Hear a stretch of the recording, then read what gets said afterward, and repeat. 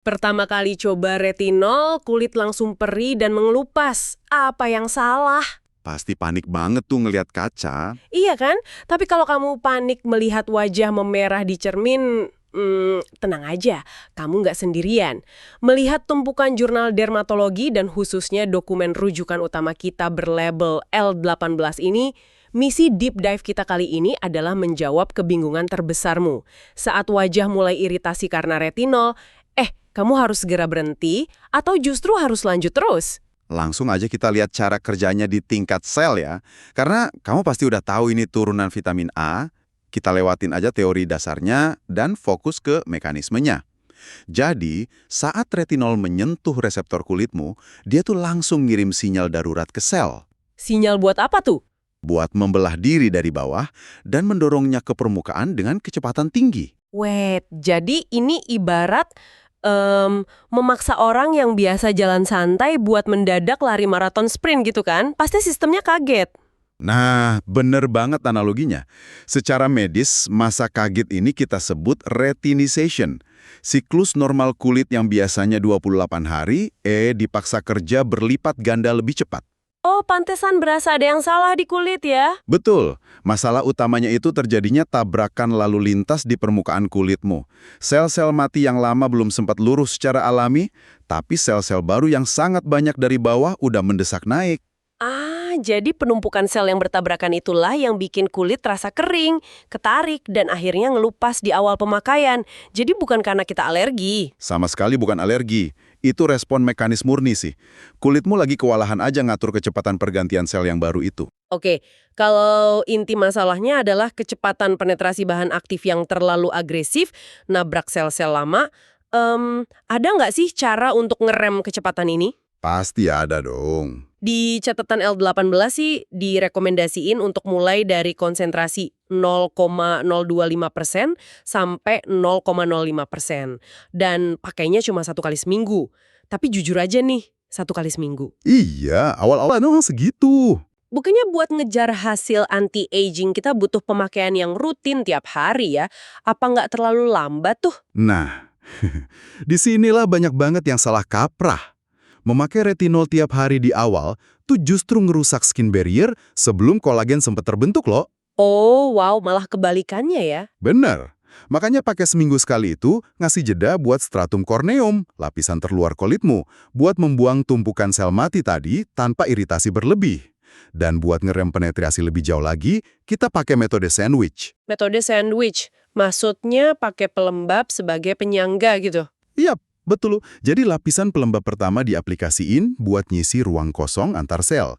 Terus tunggu sampai benar-benar kering. Harus sampai kering banget ya? Wajib. Mengoleskan retinol yang ukurannya cukup sebesar biji kacang polong di kulit yang lembab itu bahaya. Retinolnya malah bakal tersedot terlalu cepat ke dalam pori-pori kayak spons. Nah, ini yang memicu rasa terbakar. Pantesan rasanya sering panas gitu ya? Iya, benar. Jadi setelah meresap di kulit yang kering tadi, baru deh kunci lagi pakai pelembab kedua. Berarti urutan malamnya gini ya, double cleanse dulu, terus toner atau serum yang water base, lalu masuk ke sandwich retinol tadi. Tapi tunggu, di meja rias biasanya ada banyak serum aktif lain kan? Gimana aturan main gabunginnya? Kalau ceramide sama niacinamide sih aman. Mereka tuh sahabat terbaik retinol. Ceramide ibarat semen yang nambah lapisan pelindung kulit saat retinol lagi renovasi bagian dalamnya. Sebaliknya, hindahi banget pemakaian AHBH atau benzoyl peroxide di malam yang sama. Karena jatuhnya terlalu banyak eksfoliasi ya? Lebih spesifik lagi ke mekanismenya sih, retinol kan bekerja ngebantu pergantian sel dari dalam, sedangkan AH sama BH itu ngelupas ikatan sel mati di lapisan terluar secara kimiawi. Wah, digempur dari atas bawah dong kulitnya. Nah itu dia. Kalau digabung di waktu yang sama, kamu pada dasarnya ngelucuti pelindung alami kulitmu secara paksa dari dua arah. Pelindung air di wajahmu bakal hancur, dan kelembapan di dalam kulit menguap habis. Gila, pantas aja kerasa kayak kebakar. Lalu gimana cara kita bedain mana rasa perih karena proses adaptasi normal, dan mana tanda kalau pelindung alami kulit kita emang udah hancur? Dokumen L18 itu ngebaginya jadi 3. Pertama, retinization.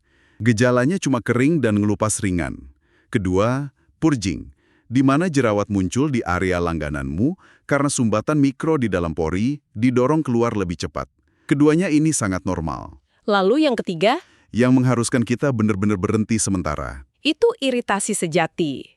Kalau kulitmu ngalamin kemerahan yang parah kayak kepiting rebus, terus rasa terbakarnya nyengat walau cuma kena air biasa, itu tanda lapisan pelindungmu udah jebol. Wah, harus langsung stop tuh ya. Iya, wajib hentikan pemakaian bahan aktif apapun sampai kulitmu kembali tenang. Realistisnya nih, berapa lama sih fase adaptasi yang melelahkan ini berlangsung sebelum kita bisa lihat hasil anti-aging kayak garis halus yang memudar? 1-4 minggu pertama itu emang masa kritisnya. Kulit tuh baru mulai produksi kolagen dan menebal secara konsisten di bulan ke-3-6. Sangat butuh komitmen ya ternyata. Oke, mari kita kunci 3 aturan dasar dari deep dive ini. Mulai pelan-pelan di konsentrasi rendah, wajib pakai sunscreen keesokan harinya karena sel kulit baru ini sangat rentan kena sinar UV dan harus ekstra sabar. Bener banget. Dan menariknya, banyak loh yang nyerah di tengah jalan karena ngerasa retinol bikin kulit mereka menipis.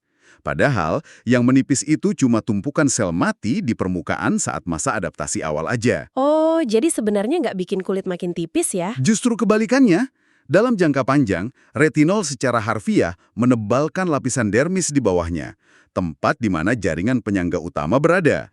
Wah, pemikiran yang provokatif banget. Berarti pertanyaannya sekarang bukan lagi apakah retinol bakal bikin kulitmu ngelupas di awal ya.